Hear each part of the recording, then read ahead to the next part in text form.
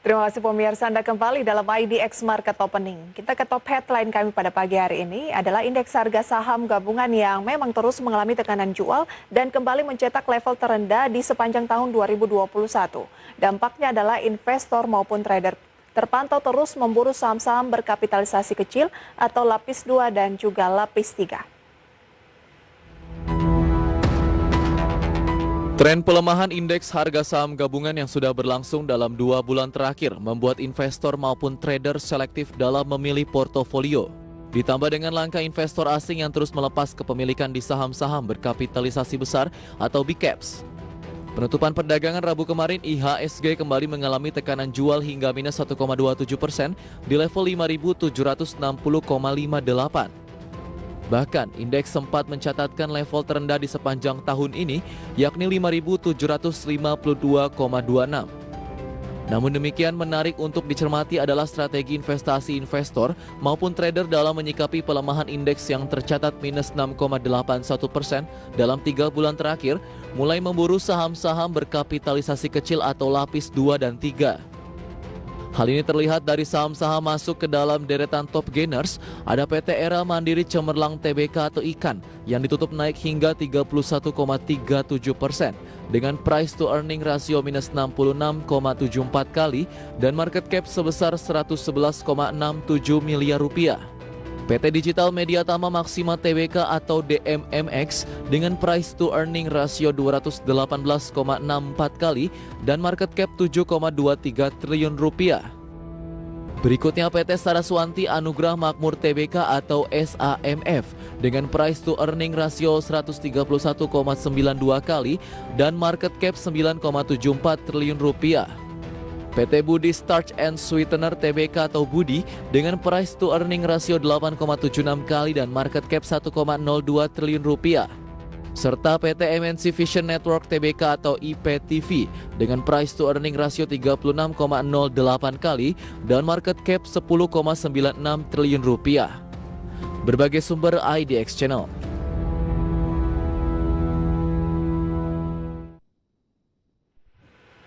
IHSG menyentuh level terendah sepanjang tahun 2021 ini. Untuk membahasnya kita sudah bergabung melalui line Zoom bersama dengan Pak Dastin Dana Pramita, Equity Analyst PT Philip Sekuritas Indonesia. Selamat pagi Pak Dastin. Selamat pagi Mbak Prita. Terima kasih banyak untuk waktunya pada pagi hari ini. Mencermati indeks harga saham gabungan ini adalah yang menjadi headline tentunya ya 57. Kemarin sebelum libur lebaran 58, kemudian terus turun, sekarang ke 5.700-an terendah 2021. Bagaimana Pak Dastin melihat pergerakan dari IHSG saat ini? Ya, kalau kami lihat sentimen terbesar dari pergerakan indeks masih dalam cerita COVID ya, COVID-19 terutama di regional Asia, yang saat ini juga mulai menunjukkan adanya tanda-tanda kenaikan kasus ya, terutama di negara tetangga kita, Malaysia dan Thailand. Mereka bahkan sudah memperlakukan pembatasan sosial kembali ya Mbak ya. Jadi mewabahnya COVID-19 ini atau yang bisa dikatakan gelombang kesekian lah, saya lupa.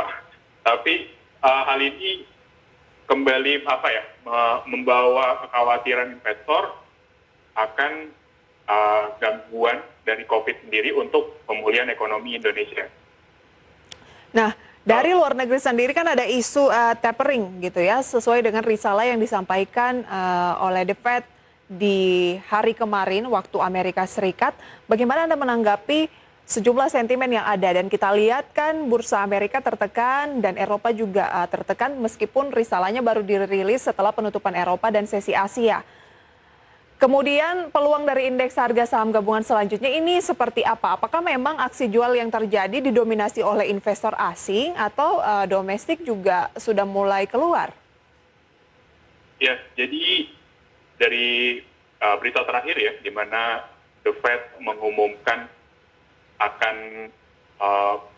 membawa kembali ya wacana untuk mengurangi tingkat pembelian obligasi atau tapering, jadi tapering off. Jadi hal ini kami rasa juga di satu sisi menjadi sentimen yang kurang baik juga untuk emerging market, karena saat itu mungkin pergerakan yield obligasi US juga akan cenderung meningkat ya, dan hal itu juga bisa mengurangi spread antara yield kita dengan yield US.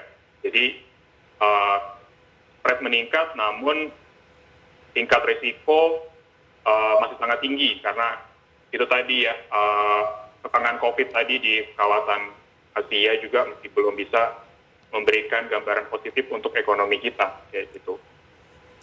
Apa yang harus dilakukan dengan kondisi pelemahan indeks harga saham gabungan saat ini, Pak?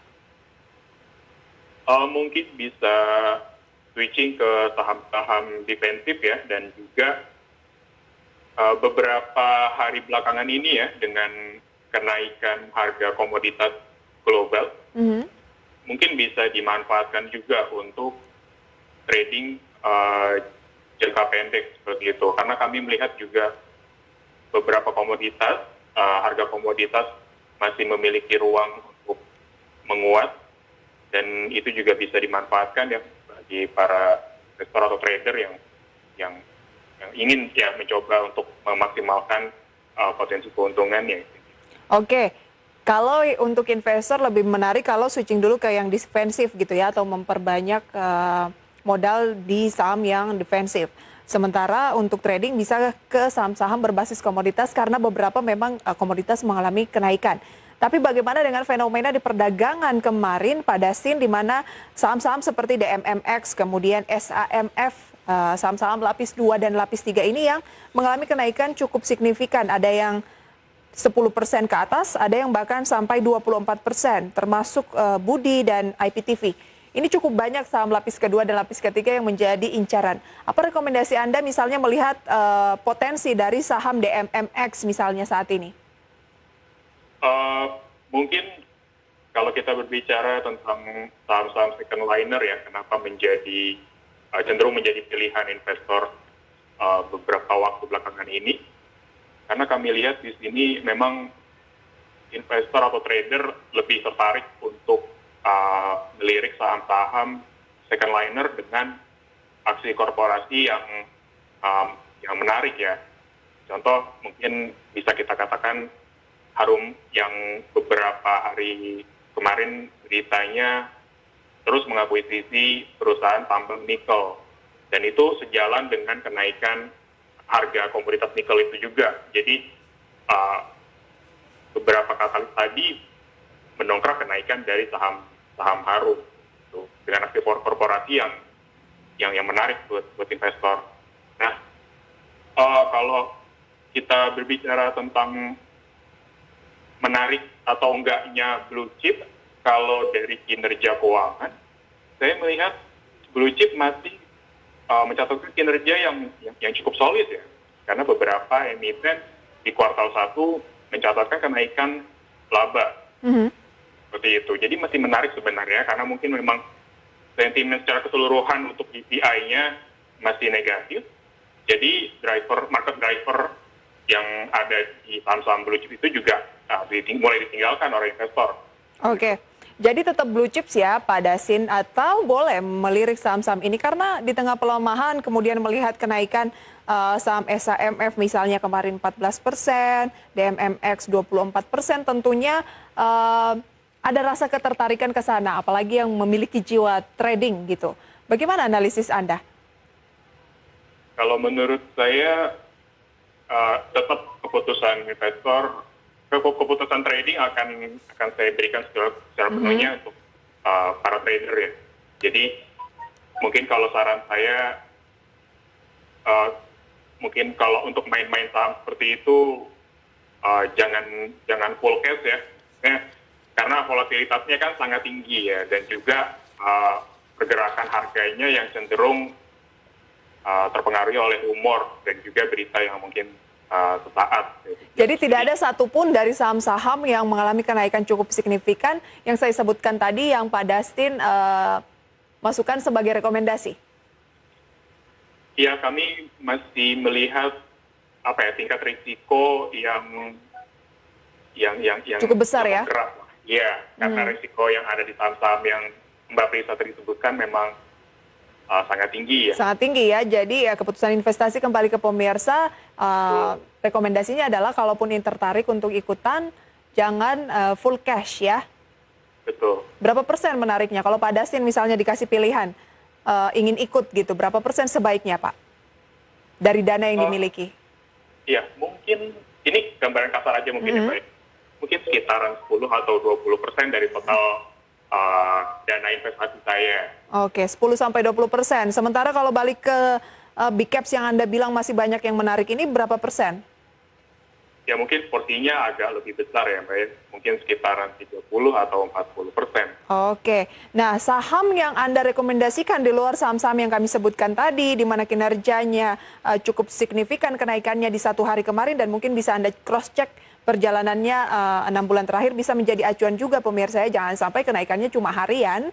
Itu lebih ke saham apa Pak yang lebih Anda rekomendasikan? Misalnya tadi Anda bilang komoditas nih. Komoditas kan cukup banyak. Yang base-nya tuh komoditas apa? Apakah perkebunan atau logam? Kalau saya melihat komoditas seperti batu bara ya masih memiliki ruang walaupun memang mungkin dari harga komoditasnya sendiri, Newcastle Coal sendiri juga mulai terbatas pergerakan atau penguatannya.